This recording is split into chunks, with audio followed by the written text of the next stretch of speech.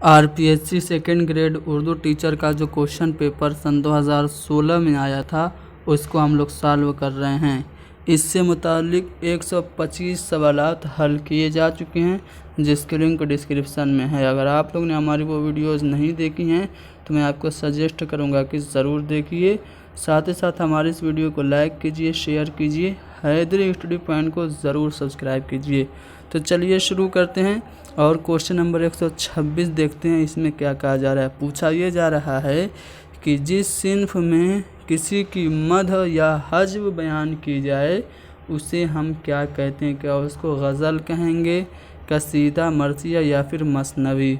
तो जिसमें किसी की तारीफ़ या किसी की बुराई बयान की जाए उसको हम कसीदा कहते हैं। कसीदा अरबी ज़बान का लफ्ज़ है जिसके मानी क्या हैं, मगज़े गलीज़ के यानी कि गाढ़ा गूदा के। बाज़ लोगों का मानना यह है कि कसीदा लफ्ज़ कसद से निकला है जिसके मानी इरादा करना के हैं। कसीदा के अज़्ज़ाए तरकीबी कभी कभार आपसे पूछ देता है, ध्यान रखिएगा। कसीदा के अज़्ज़ाए तरकीबी 5 हैं। पहला है तशबीब, गुरेज़, मदह, मुद्दवा और दुआ। ये 5 अज़्ज़ाए तरकीबी हैं कसीदा के। उर्दू का पहला कसीदा गो कुली कुतुब शाह को करार दिया गया है। बाद लोगों का मानना यह कि गव्वासी पहले कसीदा गो हैं, लेकिन ज़्यादातर जो मुहक्किकीन हैं उनका मानना यह है कि उर्दू के पहले कसीदा गो कुली कुतुब शाह हैं। अगला सवाल यह है कि बखुदा फ़ारस मैदान तहव्वुर था हुर। बखुदा फ़ारस मैदान तहव्वुर था हुर किस शायर का लिखा हुआ ये मरसिया है। इस मरसिया का मैं एक मिसरा आपको सुना देता हूँ, फिर आप बताइएगा कि ये किसका मरसिया है। बखुदा फ़ारस मैदान तहव्वुर था हुर, 1-2 लाख सवारों में बहादुर था हुर। नारे दोज़ख से अबूज़र की तरह हुर था हुर, गौहरे ताजे सरे अर्श हुआ दुर था हुर। ढूंढ ले राह खुदा काम भी क्या नेक हुआ, पाक तीनत भी तो अंजाम भी क्या नेक हुआ। ये एक पूरा बंद मैंने सुनाया। ये मरसिया मीर अनीस का है। उर्दू शायरी का होमर इनको कहा जाता है। कहाँ पे पैदा हुए? फैज़ाबाद में। इंतकाल इनका हुआ लखनऊ में। लखनऊ में इनकी कब्र है। शहादत किस सिन्फ का हिस्सा है? अब देखिए जो शहादत है ना, ये मरसिया का हिस्सा है। अब यहाँ पे मरसिया के बारे में मैं थोड़ा सा बता दूँ। मरसिया भी अरबी ज़बान का लफ्ज़ है जो कि रिसा से बना है। लफ्ज़ रिसा से मरसिया बना है। रिसा के माने क्या हैं? बैन करना, गिरिया करना, अहबुका करना, रोना। ठीक है। मरसिया की जो शक्ल है और उसकी जो अज़्ज़ाए तरकीबी हैं वो किसने मुअय्यन किया था? मीर ज़मीर ने मुअय्यन किया था। कौन कौन से मरसिया के अज़्ज़ाए तरकीबी हैं? तो 8 हैं। ध्यान से सुनिएगा। पहला है चेहरा, दूसरा सरापा, तीसरा रुखसत, चौथा आमद, पांचवा रज्ज़, छठा जंग, फिर शहादत 7वां है और 8वां है बैन। ये 8 अज़्ज़ाए तरकीबी हैं। सौदा ने पहली बार मुसद्दस की हैयत में मरसिया लिखा था और मरसिया को मुसद्दस की हैयत अता की थी। अशरफ बयाबानी को उर्दू का पहला मरसिया निगार तस्लीम किया जाता है।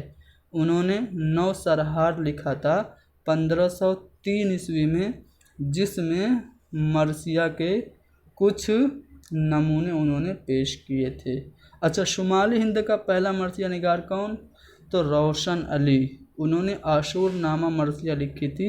रोशन अली को शुमाली हिंद का पहला मरसिया निगार माना जाता है। अच्छा, जदीद मरसिया निगारी किसने शुरू की? तो जोश मलिहाबादी ने आवाज़ खल्क के नाम से मरसिया लिखा था सन 1918 में। यहीं से उन्होंने जदीद मरसिया निगारी की दागबेल डाली थी। लेकिन जोश ये कह रहे हैं, जोश के मुताबिक आले रज़ा को जदीद मरसिया का बानी करार दिया। जोश ने आले रज़ा को जदीद मरसिया का बानी करार दिया था। चलिए मरसिया के बारे में सब कुछ जान गए आप लोग। शहादत मरसिया का ही एक हिस्सा है। चलिए यहाँ पे एक शेर है कि छोटे से चाँद में जुल्मत भी थी रोशनी भी, निकला कभी गुहन से आया कभी गुहन में।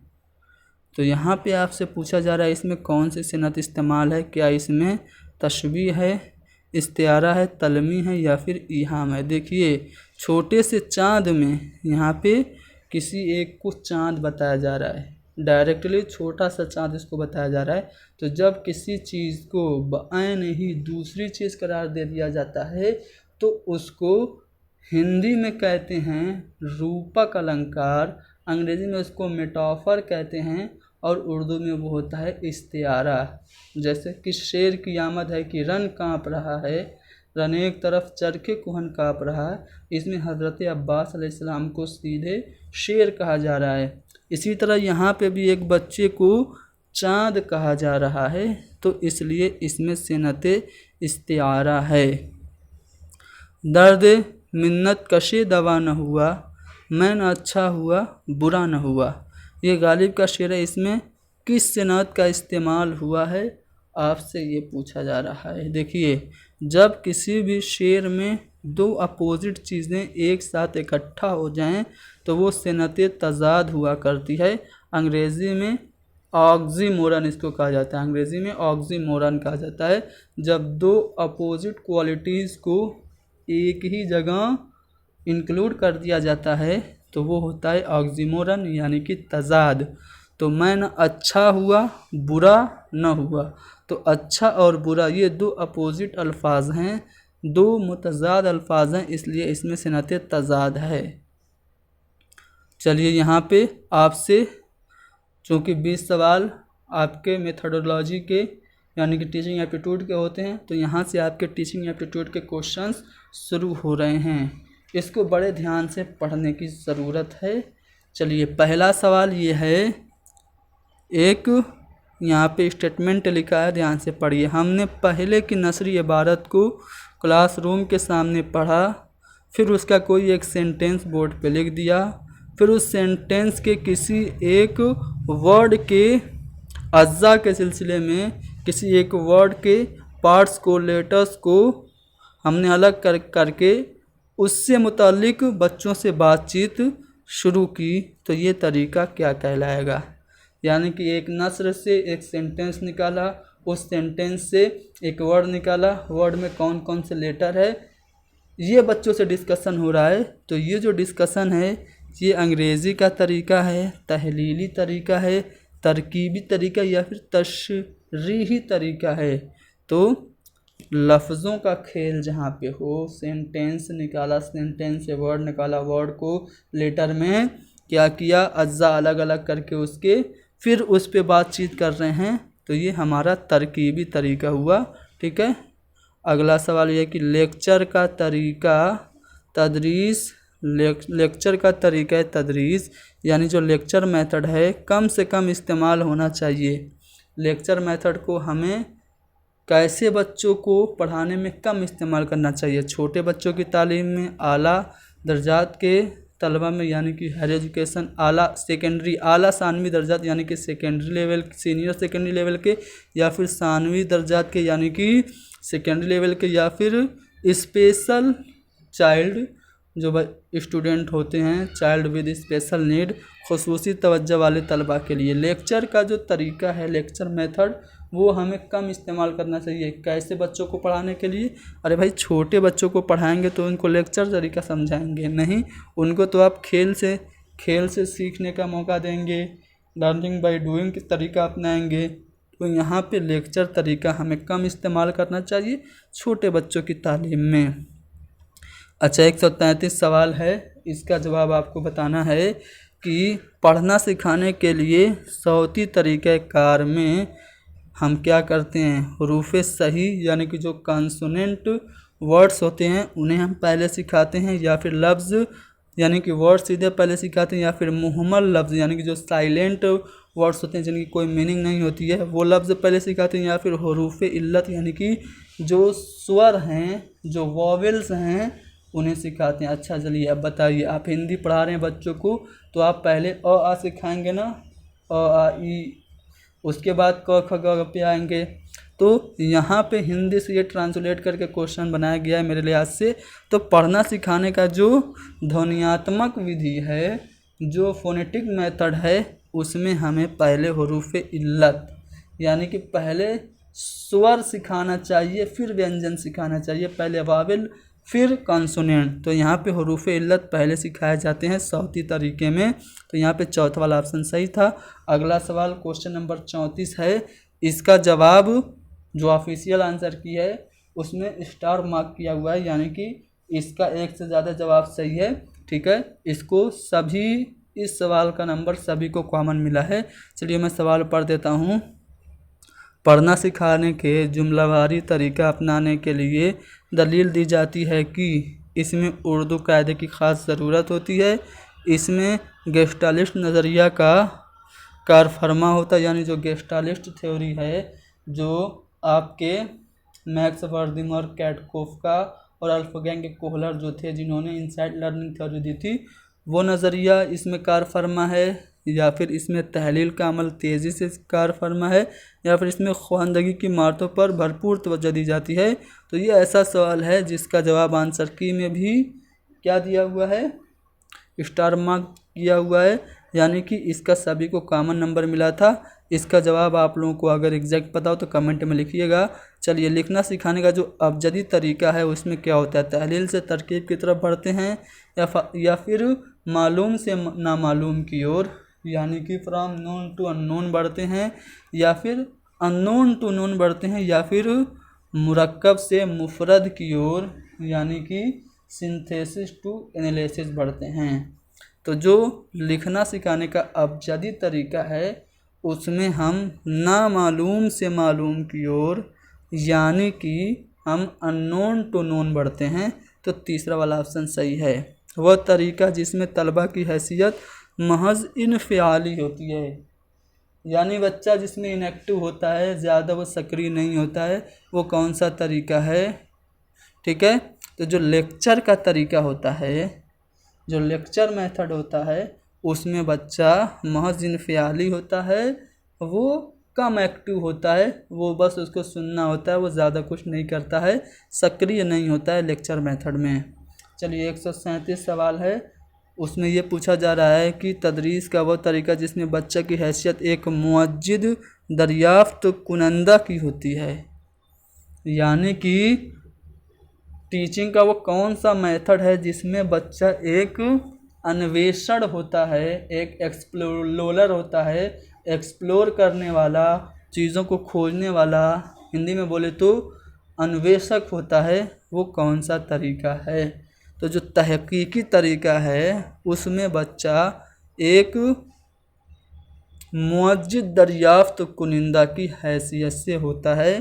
तो जो तहकीकी तरीका है, जो आपका अनुसंधान विधि है, उसमें बच्चा अन्वेषक के तौर पर होता है। अच्छा, कवायद की तदरीस में कौन सा तरीका,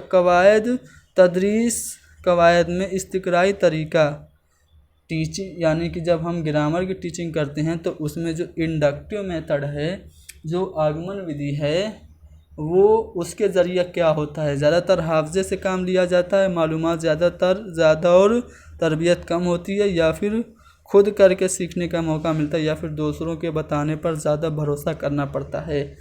तो ग्रामर की टीचिंग में इंडक्टिव मेथड से लर्निंग बाय डूइंग, यानी खुद करके सीखने का मौका और अवसर, अपॉर्चुनिटी मिलती है। तो यहाँ पे तीसरा वाला ऑप्शन सही है।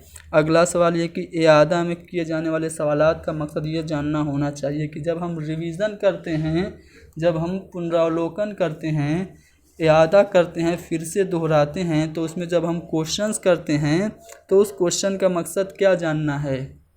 मान लीजिए आपने सबक पढ़ा दिया और सबक आप रिवीजन करा रहे हैं, और रिवीजन कराते हुए आप बच्चों से क्वेश्चन कर रहे हैं, तो क्वेश्चन करने का मकसद क्या जानना है। क्या तलबा की कदम ब कदम रहबरी करना मकसद है, या फिर तलबा गुज़िश्ता दिन में पढ़ाए सबक के बारे में क्या जानते ये जानना, या फिर तलबा ने किस हद तक मवाद मज़मून को अपने अंदर समो लिया है ये जानना, या फिर तलबा के फ़िआल तफ़क्कुर को बरूए कार लाना। तो इआदा में किए जाने वाले सवालात का मकसद ये जानना है कि बच्चे ने किस हद तक मवाद मज़मून को, टॉपिक को, प्रकरण को समझा है, ऑब्ज़र्व किया है, उसको ग्रहण किया है। तो यहाँ पे तीसरा वाला ऑप्शन सही है।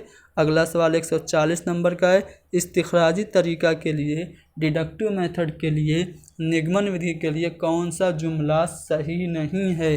तो यहाँ पे देखिए पहला ऑप्शन है, इस तरीके में इस्तिलाहें, तारीफ़ें और उसूल रटवाए जाते हैं। सही बात है।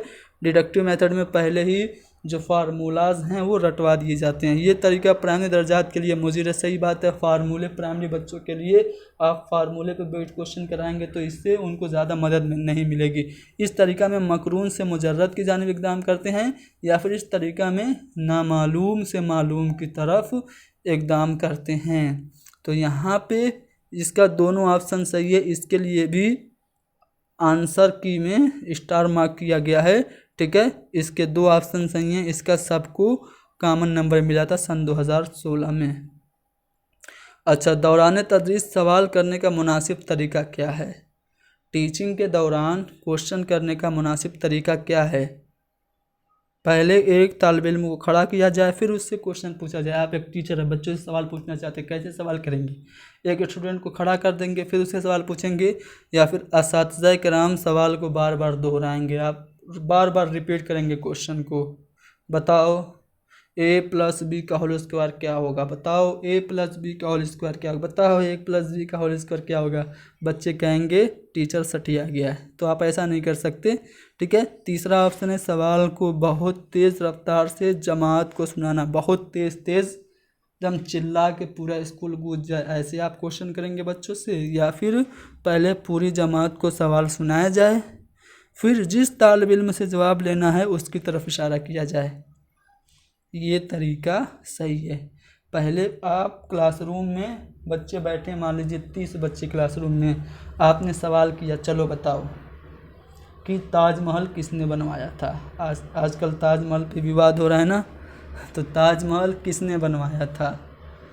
तो अभी आपने ये क्वेश्चन किया और डिसाइड नहीं किया कि आपने किससे किया है। जब ये क्वेश्चन क्लासरूम में आएगा तो सभी बच्चे अपने अपने मन में इसका जवाब ढूंढने लगेंगे। लेकिन आप जब क्वेश्चन आपने कर दिया, उसके बाद आप डिसाइड कीजिए कि तुम बताओ फुला, सलीम, कलीम, रहीम, तुम बताओ क्या होगा इसका जवाब। तो ये सही तरीका है। आप पहले ही सलीम को खड़ा कर दिए और पूछिए कि बताओ कुतुब मीनार किसने बनाया था, उसकी मरम्मत बाद में किसने कराई थी। तो उस सवाल का जवाब सिर्फ सलीम ही सर्च करेगा, अपने माइंड में ढूंढेगा। लेकिन आप सलीम को बिना खड़ा कराए पहले ही सवाल कर देंगे तो सभी बच्चे इसका जवाब ढूंढेंगे कि कहीं टीचर हमको ना खड़ा कर दे।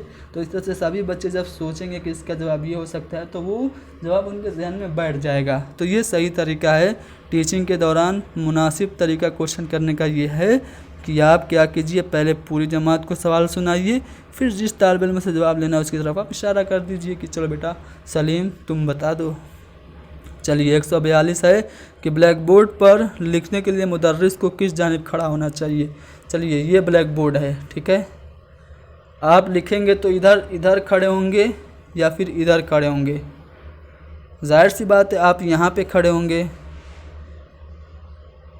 मान लीजिए आप इस तरह से खड़े होंगे ना, फिर इस तरह से लिखते हुए आप आएंगे। यहाँ मान लिया आप खड़े हुए, यहाँ से अलिफ बे लिखते हुए आप इस तरह से आएंगे। तो आप क्या करेंगे, दाहिने खड़े होंगे। यहाँ से लिखना शुरू किए, यहाँ खड़े होंगे तो इसके दाहिने हुआ ना, दाहिने नहीं जी बाएं हुआ, ठीक है। तो आप क्या करेंगे, तख्त स्याह पर लिखने के लिए मुदर्रिस को किस जानिब खड़ा होना चाहिए, दाएं कि बाएं, बताइए। बाएं खड़ा होना चाहिए, ठीक है। तख्त स्याह है, ये दायां है और ये बायां है, यहाँ पे टीचर को खड़ा होना चाहिए। तो बाएं यहाँ पे सही जवाब होगा। हुरूफ़ तर्जीह के बारे में कौन सा बयान गलत है। यह तरीक़े तदरीस का कदीम तरीका है, सही बात है। यूनान, मिस्र और रोम में यह तरीका राइज है, सही बात है। 19वीं सदी तक इसका बोलबाला था, नहीं अभी तक इसका बोलबाला हुरूफ तहज्जी का। तो यहाँ पे आपका जो तीसरा वाला ऑप्शन है ये गलत है, यानी कि ये हमारा जवाब हो जाएगा। मिंदरजिल में से कौन सा जुमला दुरुस्त नहीं है? 4 सेंटेंस हैं, कौन सा सही नहीं है आपको बताना है। तो क्वेश्चन नंबर 144 पढ़ते हैं। पहला ऑप्शन है तमहीदी सवालात बच्चों की साबिका मालूमात पर मुनहसर होना चाहिए, सही बात है। जब आप टीचिंग करने जाएं और बच्चों से इंट्रोडक्टरी क्वेश्चन करें, प्रस्तावना के प्रश्न करें, तो उसके प्रीवियस नॉलेज पे ही बेस्ड होना चाहिए ना। प्रस्तावना कौशल में क्या होता है, बच्चों का प्रीवियस नॉलेज ही तो चेक होता है। तो बच्चों के पूर्व ज्ञान पर ही निर्भर होना चाहिए प्रस्तावना के प्रश्न। दूसरा है चार्ट, फ्लैश कार्ड, तख्तसिया और मॉडल्स, ये बसरी माविन अशिया हैं। तो ये जो चार्ट वगैरह हैं ये बसरी हैं, इसको आप देखेंगे, ब्लैक बोर्ड को भी आप सिर्फ देखेंगे, इससे आवाज़ तो नहीं सुनाई देगी। तो ये स्टेटमेंट भी करेक्ट है। अबजदी तरीका में बच्चों को पहले हुरूफ ही लिखना सिखाया जाता है, ये बात सही नहीं है। पहले हुरूफ ही लिखना नहीं सिखाया जाता है, बोलना भी सिखाया जाता है, ठीक है। उस्ताद को तख्त सिया के दाएं जानिब खड़ा होकर लिखना चाहिए। अच्छा बताओ किधर खड़े होकर लिखना चाहिए? अभी मैंने पिछले क्वेश्चन में बताया कि आपको यहाँ पे बाएं जानिब लिख के खड़े होकर लिखना चाहिए, लेकिन यहाँ पे कहा जा रहा है कि दाएं जानिब खड़े होकर लिखना चाहिए। तो ये सही नहीं है, ठीक है। कुछ हद तक ये वाला तीसरा वाला सही हो सकता है, लेकिन चौथा वाला तो बिल्कुल गलत है, ठीक है। तो हमारा जवाब तीसरा वाला ना होकर चौथा वाला होगा, ठीक है। ज़्यादा मुनासिब हमारा चौथा वाला ऑप्शन है। अबजदी तरीका में बच्चों को पहले हुरूफ ही लिखना सिखाया जाता है, पहले हुरूफ लिखना सिखाया जाता है, सही बात है। तो यहाँ पे जो सही नहीं है वो चौथा वाला ऑप्शन है, यानी कि हमारा जवाब यही होगा। अच्छा, कौन सा तदरीसी तरीका को हिस्सियाती तरीका भी कहते हैं?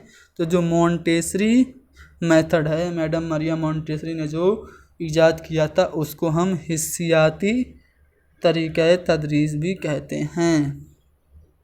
अच्छा, तदरीसी मशागिल में वो कौन सा नुक्ता है जो नस्र में तो शामिल है लेकिन नज़्म में नहीं?